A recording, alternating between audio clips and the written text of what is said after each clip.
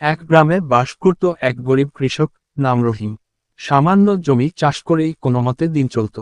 তার একমাত্র সন্তান ছিল মেয়ে, নাম ছিল লাইলি। ছোট থেকেই লাইলি ছিল অত্যন্ত বুদ্ধিমতী ও চতুর। পড়াশোনার সুযোগ না পেলেও জীবন তাকে বাস্তব জ্ঞান শিখিয়েছিল। এক বছর গ্রামের কৃষকরা খরায় পড়ল। জমি ফেটে চৌচির হয়ে গেল।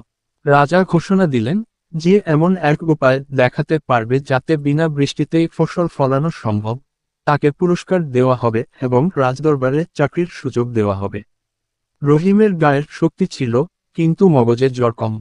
লাইলি বাবাকে বলল, চলো বাবা, আমি চেষ্টা করব। রহিম অবাক হলেও রাজি হলো। লাইলি রাজদরবারে গিয়ে বলল, মহারাজ, আমরা মাটির নিচে হাঁড়ি পুঁতে তার মধ্যে জল ভরে রাখব। মাটি শুকিয়ে গেলে হাঁড়ির জল ধীরে ধীরে বাইরে আসবে, গাছের গোড়া ভিজে থাকবে। এতে সামান্য জলের ব্যবহারে ফসল বাঁচবে। রাজা মুগ্ধ হলেন লাইলির বুদ্ধিতে। পরীক্ষামূলকভাবে কয়েকটি জমিতে পদ্ধতিটি চালু করা হলো। সত্যিই ফলাফল এল চমৎকার। ফসল আবার সবুজ হলো। রাজা লাইলিকে দরবারের বিশেষ পরামর্শ করলেন এবং রহিমের পরিবারকে জমি ও ধন সম্পদ দান করলেন। গরিব রহিমের জীবন বদলে গেল।